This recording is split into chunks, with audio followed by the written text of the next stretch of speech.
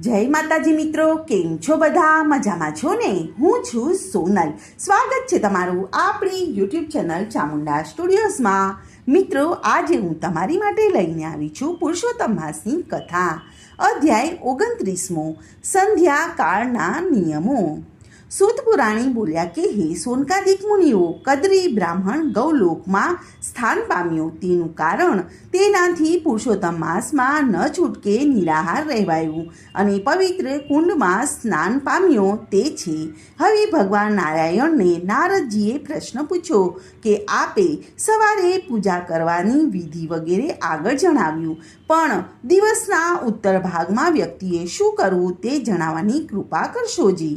ત્યારે નારદજીની જિજ્ઞાસા સંતોષવા ભગવાન નારાયણે જે કહ્યું હતું તે હું તમને કહી સંભળાવું છું. સવારે ધ્યાન પૂજા કર્યા પછી મધ્યાહને 5મો મહાયજ્ઞ કરવો, અન્નનું બલિદાન મૂકવું, મહેમાનને જમાડવા, કાગડા કૂતરા અને ગાયોને અન્નદાન કરવું, ઉપરાંત સંન્યાસી અને બ્રહ્મચારીઓને ભિક્ષા આપવી, પૂર્વ દિશામાં મોં રાખીને ભોજન કરવું, ભોજન કરતી વખતે કોઈને નિંદા કરવી નહીં, મન પ્રસન્ન રાખવું અને આસન ઉપર બેસવું. યોગીએ 8 કોળિયા, વાનપ્રસ્થે 16 કોળિયા, ગૃહસ્થાશ્રમીએ 32 કોળિયા અને બ્રહ્મચારીએ જેટલું પીરસ્યું હોય તેટલું ભોજન કરવું. વાસી અને નિષેધ ખોરાક ખાવો નહીં. જમ્યા પછી કુગળા કરવા, જમ્યા પછી પાણી લઈ અને મંત્ર ભણી અને અંજલિ મૂકવી, અગત્ય મુનિને યાદ કરવા અને શ્રી કૃષ્ણ ભગવાનનું ધ્યાન ધરવું. સૂર્ય અસ્ત થવાની તૈયારીમાં થાય ત્યારે નદીએ જઈને સ્નાન કરવું. ઘેર આવી અને ફરીથી હાથ પગ ધોઈ અને સાયં સંધ્યા કરવી. જે સંધ્યા નથી કરતો તે ગૌધનનું પાપ વહોરે છે અને નરકમાં પડે છે. સંધ્યા કરતી વખતે ગાયત્રી મંત્ર ભણવો, દિશાઓના દેવતાઓને નમસ્કાર કરવા, સંધ્યા કાર્ય પછી થોડું જમવું અને પછી સૂઈ જવું. પોતાને ત્યાં પૂર્વ તરફ મોં રાખવું, સસરાને ત્યાં દક્ષિણ દિશા તરફ મોઢું રાખવું, પ્રવાસમાં પશ્ચિમ દિશા તરફ મોઢું રાખીને સૂવું અને ઉત્તર દિશાએ મોં રાખીને કે ગાડલાઓ સિક્કા વિના કદી પણ સૂવું ન જોઈએ. સૂતી વેળા વિષ્ણુ ભગવાન અને પંચ ઋષિઓનું ધ્યાન ધરવું. પહેલો અને છેલ્લો પ્રહર વેદાભ્યાસમાં અને બાકીના 2 પ્રહર જ સૂવું. માંસ અને દારૂનો ત્યાગ કરવો, પરસ્ત્રી સાથે સમાગમ ન કરવું, બીજા ધર્મની નિંદા ન કરવી. આ બધા નિયમોનું પાલન કરનાર વ્યક્તિ સંસારમાં સુખ ભોગવી અને વૈકુંઠ લોકને પામે છે. શ્રી બૃહનારદીય પુરાણના પુરુષોત્તમ મહાત્મયનો સંધ્યા કાળના નિયમો નામનો 29મો અધ્યાય સંપૂર્ણ. હવે આપણે પુરુષોત્તમ માસની પાવન કથા સાંભળીએ. કથાનું નામ છે ભાગ્યશાળી ભીલડી. એક ગામમાં બ્રાહ્મણ અને બ્રાહ્મણી રહેતા હતા. બ્રાહ્મણ સંતોષી અને વિદ્વાન હતો. બ્રાહ્મણી પણ ધર્મનિષ્ઠ અને સદ્ગુણી અને સુશીલ હતી. કોઈના દુઃખે દુઃખી થનારા અને પરોપકારી જીવ હતા. આમ તો બધી વાતે સુખ હતું, પણ તેમને સંતાન ન હતું. આથી તેમના મનમાં દુઃખી થતા હતા. ભગવાનની મરજી માની અને મોટું મન રાખતા હતા. મોટી ઉંમરે ભગવાને તેની સામે જોયું. બ્રાહ્મણીએ એકી સાથે 2 પુત્રોને જન્મ આપ્યો. બ્રાહ્મણ અને બ્રાહ્મણી ઘણા ખુશ થયા અને આ ખુશાલીમાં તેમણે ઘણું દાન અને પુણ્ય કર્યું. બંને બાળકો તંદુરસ્ત હતા. લાડકોડથી બંને ઉછેરાતા હતા. આમ કરતાં 5 વર્ષના થઈ ગયા ત્યારે એકાએક બંને માંદા પડી ગયા અને એવા માંદા પડ્યા કે ઊભા જ ન થાય. સારા સારા વૈદ્યોને બોલાવ્યા અને ઈલાજ કરાવ્યા, પણ તેનું કોઈ સારું પરિણામ ન આવ્યું. બ્રાહ્મણ અને બ્રાહ્મણી છોકરાઓને સારા કરવા માટે બને એટલું કરી ચૂક્યા. આખરે તેમની આશા મુકાઈ ગઈ અને બ્રાહ્મણ રાજ દરબારમાં જતો આવતો હતો. તેથી તેને થયું કે હું રાજાને વિનંતી કરું કે રાજવૈદ્ય પાસે દવા કરાવું. તેનાથી જો દીકરાઓ સાજા થાય તો સારી વાત છે, એમ વિચારીને તે દરબારમાં ગયો અને રાજાને જઈને વિનંતી કરી કે મારા 2 પુત્રો અસાધ્ય બીમારીમાં સપડાયા છે.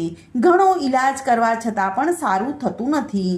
જો આપ કૃપા કરો તો રાજવૈદ્ય પાસે મારા દીકરાઓનો ઈલાજ કરાવો તો આપનું ઋણ હું જિંદગીભર નહીં ભૂલું.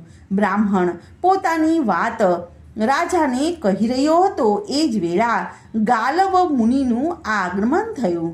રાજાએ તો તરત જ ઉઠીને મુનિને આસન આપ્યું અને પછી રાજાએ બ્રાહ્મણના બીમાર છોકરાઓની વાત ગાલવ મુનિને કહી અને તેમનો ઉપાય બતાવવા માટે રાજાએ ગાલવ મુનિને સૂચવ્યું કે ગાલવ મુનિ બોલ્યા કે હે રાજન અને હે બ્રાહ્મણ, મારી વાત ધ્યાન દઈને સાંભળજો.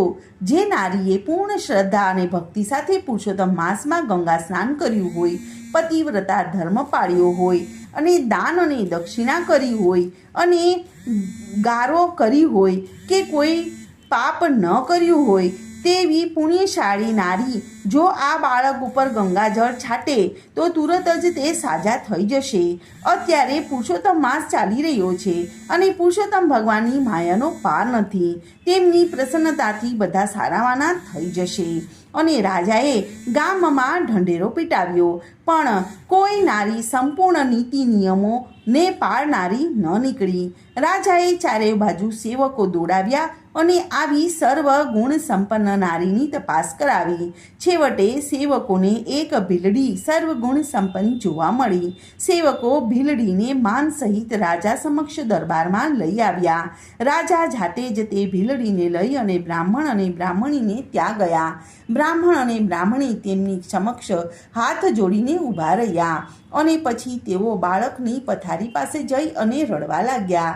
ભીલડીએ તેમને આશ્વાસન આપી અને કહ્યું કે રડશો નહીં, હું તો નિમિત્ત માત્ર છું, ધાર્યું તો ભગવાનનું થાય છે. હું તો અધિક માસ સિવાય પણ હંમેશા પુરુષોત્તમ ભગવાનની ભક્તિ કરું છું, ગંગા સ્નાન કરું છું, ગૌ પૂજા કરું છું, પતિવ્રતા ધર્મ પાળું છું.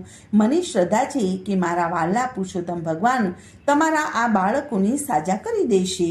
આટલું કહી અને ભીલડીએ બાળકોના ખાટલા પાસે જઈ અને ત્યાં બેસીને આંખો મીચીને પુરુષોત્તમ ભગવાનની પ્રાર્થના કરી અને પછી ઊભા થઈ અને હાથમાં જળ લઈ અને બાળકોનો ઉપર જળનો છંટકાવ કર્યો. 3 વખત જળની અંજલીઓ જય પુરુષોત્તમ ભગવાનના ઉચ્ચાર સહિત નાખતા જ બંને બાળકોમાં ચેતન આવવા લાગી અને તેઓ ભાનમાં આવી ગયા. જાણે અપૂર્વ ચેતનનો સંચાર થયો હોય તેમ બંને બાળકો એકદમ પથારીમાંથી ઊભા થઈ અને ભીલડીના પગે લાગવા લાગ્યા અને ભીલડીએ તેના માથે હાથ મૂકી અને આશીર્વાદ આપ્યા.